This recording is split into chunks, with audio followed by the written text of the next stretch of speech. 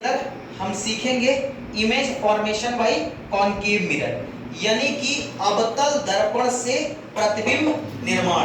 पिछले क्लास के अंदर हम सीख चुके हैं समतल दर्पण से प्रतिबिंब निर्माण, और समतल दर्पण से प्रतिबिंब निर्माण का एक्सपेरिमेंट प्रैक्टिकल हमने किया था। लेकिन आज की इस क्लास के अंदर हमारे पास एक अगला दर्पण है जो कि गोली दर्पण का एक पार्ट है। कौन सा दर्पण है? अवतल दर्पण। तो आज हम सीखने की कोशिश करेंगे अवतल दर्पण से प्रतिबिंब निर्माण। आपको ये नजर आ रहा है, देखिए यहाँ पर कॉनकेव मिरर, यानी कि ये देखिए आपको कॉनकेव मिरर नजर आ रहा है, यानी कि ये कौन सा दर्पण है? अवतल दर्पण है। अवतल दर्पण के अंदर आपको दो चीजें देखने को मिलेगी। पहली चीज देखने को मिलेगी पॉलिश सतह, और दूसरी चीज देखने को मिलेगी परावर्तक पृष्ठ। तो इसमें देखिए, इसमें जो परावर्तक पृष्ठ है वो अंदर की ओर क्या है? वक्र के आकार में बना है। तो यानी अवतल दर्पण की परिभाषा के रूप में हम सीखेंगे कि अवतल दर्पण एक ऐसा दर्पण होता है जिसका परावर्तक पृष्ठ अंदर की ओर वक्रित होता है। अब यहाँ पर समझने की कोशिश करेंगे कि अवतल दर्पण से जब हम प्रतिबिंब निर्माण करते हैं, अवतल दर्पण से हम इमेज फॉर्मेशन करते हैं, तो इसके पांच यानी 6 केस बनते हैं। 6 केस यानी 6 सिचुएशन में हम इसके केस को समझने की कोशिश करेंगे। 6 स्थितियों में हम इसमें प्रतिबिंब निर्माण सीखने की कोशिश करेंगे। तो चलिए, सबसे पहली स्थिति आप बताएंगे कि सबसे पहले हम प्रतिबिंब को कहाँ रखें? सबसे पहले हम प्रतिबिंब को अनंत पर, तो एक साथ बोलने की कोशिश करेंगे। सबसे पहले प्रतिबिंब को कहाँ रखेंगे?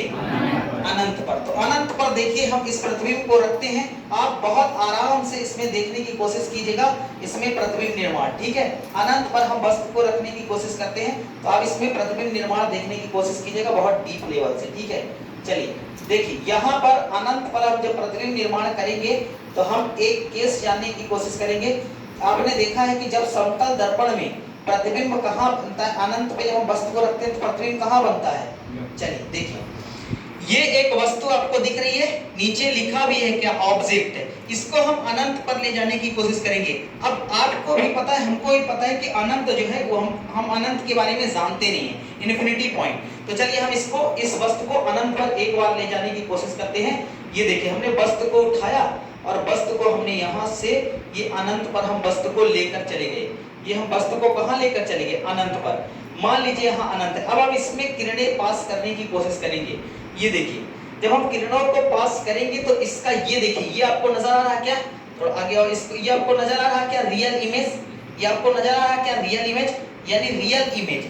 अब ये आपको इमेज नजर आ रहा है, बिल्कुल देखिए फोकस के पास में छोटा सा पॉइंट फोकस है, हमने आपको बताया। देखिए मैं इसको आपको हटा के दिखा देता हूँ, फोकस पॉइंट, ठीक है। ये देखिए एक बार फिर और मैं किरणों को यहाँ से आपको देखने को मिल जाए। देखिए ये फोकस पॉइंट आपको नजर आ रहा है, यहाँ पे लिखा भी हुआ है। ये देखिए यहाँ पे लिखा है, या फोकस पॉइंट नजर आ रहा है क्या? यहाँ पे लिखा है। अरे पिछली बार में ही आपको जब पहला चित्र दिखा तो फोकस नजर आ रहा है। तो ये फोकस है, देखिए येलो कलर से ये फोकस है। अब हम इसमें क्या करते हैं? किरणों को आपतित करेंगे। तो जब प्रतिबिंब, आपने यहाँ पर हमने पहला केस देखा कि जब बिंब अनंत पर हो तो उसकी स्थिति कहाँ होती है? या पर, यानी कि फोकस पर। दूसरा पॉइंट हम देखते हैं उसकी प्रकृति क्या होती है? वास्तविक तथा उल्टा। और अब तीसरा बिंदु क्या देखते हैं? आकार। तो क्या होता है इसका? बिंदु आकार। तो तीनों केस देखिए यहाँ पर फॉलो करेंगे। अभी आप देखिएगा बहुत अच्छे से तीनों केस यहाँ पर फॉलो करते हुए नजर आएंगे। ये देखिए हमने बिंब को अनंत पर रखा है, किरणें आपको नजर आ नहीं जाती हुई। तो देखिए सबसे पहले देखिए इसका प्रतिबिंब वास्तविक तथा उल्टा है। तो ये देखिए इसका प्रतिबिंब यहाँ पर लिखा भी हुआ है। कौन सा image? Real image. Real image माने वास्तविक प्रतिबिंब, और उल्टा है, ठीक है। दूसरा देखिए इसका आकार क्या है? बिल्कुल छोटा सा प्रतिबिंब देखिए फोकस पर बन रहा है। बिल्कुल छोटा सा प्रतिबिंब कहाँ बन रहा है? फोकस पर, एफ पर। और तीसरा देखिए एफ पर इसका प्रतिबिंब बन रहा है और बिंदु आकार का, यानी बिल्कुल छोटा सा। पहला केस क्रिस्टल क्लियर हुआ, यहाँ देखिए पहला केस क्रिस्टल क्लियर हुआ। चलिए अब दूसरे केस की बात करते हैं। दूसरे में हम वस्तु को कहाँ रखेंगे? सी से परे। तो चलिए वस्तु को हम रखते हैं दूसरे केस में सी से परे। सी से परे हम वस्तु को एक बार रखते हैं। ये देखिए ये वस्तु है, मान लीजिए सी से परे हमने वस्तु को यहाँ रख दिया। सी यहाँ कहीं है, सी से परे, ठीक है। सी पॉइंट आप यहाँ मान लीजिए, सी से परे हमने वस्तु को रखा। तो देखिए सी से परे होने पर पहले आप केस जान लीजिए, जब हम वस्तु को सी से परे रखेंगे, बियॉन्ड सी रखेंगे, तो इसकी प्रकृति कैसी होगी? वास्तविक तथा उल्टा। तो आपको इस चित्र के अंदर, इस प्रैक्टिकल के अंदर फील करना है इसकी प्रकृति वास्तविक तथा उल्टा। स्थिति इसकी क्या होगी? सी और आपके मध्य, और आकार इसका कैसा होगा? वस्तु से छोटा। तो चलिए एक बार आप देखने की कोशिश करेंगे, इधर देख लीजिए प्रतिबिंब कहाँ आ रहा, देखो सी वाई आपके आ रहा क्या प्रतिबिंब, सी वाई आपके मध्य। तो देख लीजिए दूसरे केस के अंदर प्रतिबिंब। अब दूसरा पॉइंट देखिए, वस्तु से छोटा प्रतिबिंब है क्या, वस्तु से छोटा उधर नजर आ रहा क्या, वस्तु से छोटा। तीसरा, इसकी प्रकृति वास्तविक है, क्या किरणें अपने से मिली, बिल्कुल अपने से मिली। जब किरणें अपने से मिलती हैं तो कौन सा प्रतिबिंब बनता है, वास्तविक। और जब किरणों को जबरदस्ती मिलाया जाता है तो आभासी। ठीक है, तो देखिए इसकी प्रकृति क्या है, वास्तविक तथा उल्टा। ये दूसरा केस मक्खन, दूसरा केस क्लियर। चलिए तीसरे केस की तरफ चलते हैं। जब वस्तु कहां पर हो, सी पर हो। तो जब वस्तु सी पर होती है तो उसकी स्थिति कहां होती है, सी पर, यानी उसका प्रतिबिंब सी पर ही बनता है। उसकी प्रकृति क्या होती है, वास्तविक तथा उल्टा। और उसका आकार क्या होता है, बिंब के आकार का। चलिए इस बार वस्तु को हम सी पर रखना चाहेंगे, इस बार हम वस्तु को ऑब्जेक्ट पर रखना चाहेंगे। ये मान लीजिए सी है, ये कौन सा पॉइंट है, सी। और हम इसको लॉक कर देते हैं, सी पर आप इसका प्रतिबिंब देख सकते हैं। इसको हम लॉक भी कर देते हैं। ये अब सी पर इसका प्रतिबिंब बेहद आसानी से देख सकते हैं बिना किसी प्रॉब्लम के। देखिए देख लीजिए, जो कंडीशन को फॉलो कर रहा है, क्या कंडीशन को फॉलो कर रहा है। देखिए प्रतिबिंब जितना बड़ा बनेगा उतना बड़ा ही, उतनी बड़ी क्या होगी, वस्तु होगी। यानी जितनी बड़ी वस्तु उतना बड़ा प्रतिबिंब। तो सी पर रख के हमने देख लिया है। देख लीजिए प्रकृति क्या आ रही है, वास्तविक उल्टी आ रही है। क्या प्रतिबिंब नीचे बन रहा है, बिल्कुल प्रतिबिंब नीचे बन रहा है, तो प्रतिबिंब उल्टा है और वास्तविक है, किरणें अपने आप मिली।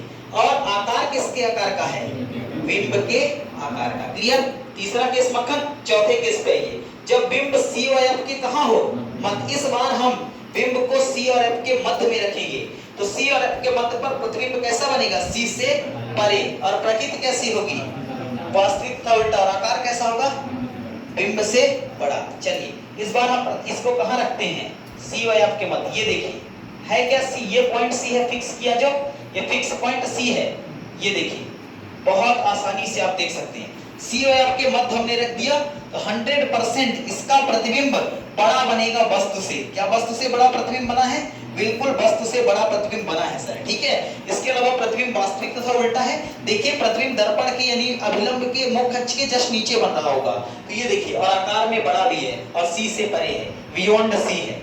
सी फिक्स पॉइंट है, ये सी फिक्स पॉइंट है, सी से परे है, बियॉन्ड है, बियॉन्ड सी। क्लियर। चौथा केस एकदम मक्खन, पांचवें केस पे ये। इस बार हम वस्तु को कहां रखेंगे, फोकस पर। यानी इस बार हम वस्तु को एफ पर रखेंगे।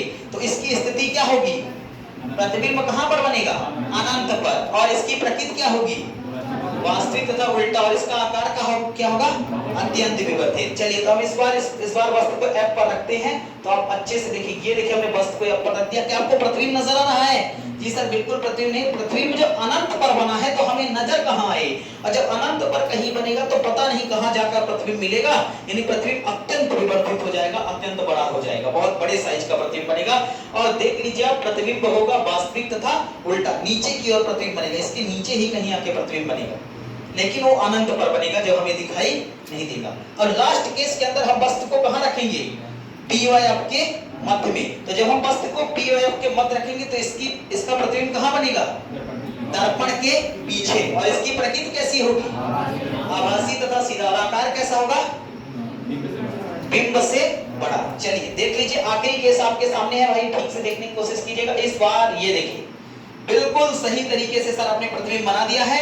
प्रतिबिंब 100% जो है वो प्रत्येक स्थिति में प्रतिबिंब दर्पण के पीछे बना है। ये नजर भी आ रहा आपको प्रतिबिंब, ये देखिए आपको प्रतिबिंब नजर भी आ रहा है कहां, दर्पण के पीछे। प्रतिबिंब दर्पण के पीछे नजर आ रहा है, बिल्कुल सर। और दूसरा आभासी है प्रतिबिंब। ये देखिए किरणें जबरदस्ती पीछे जाके मिलाई जा रही है एक्स्ट्रा प्लॉट करके।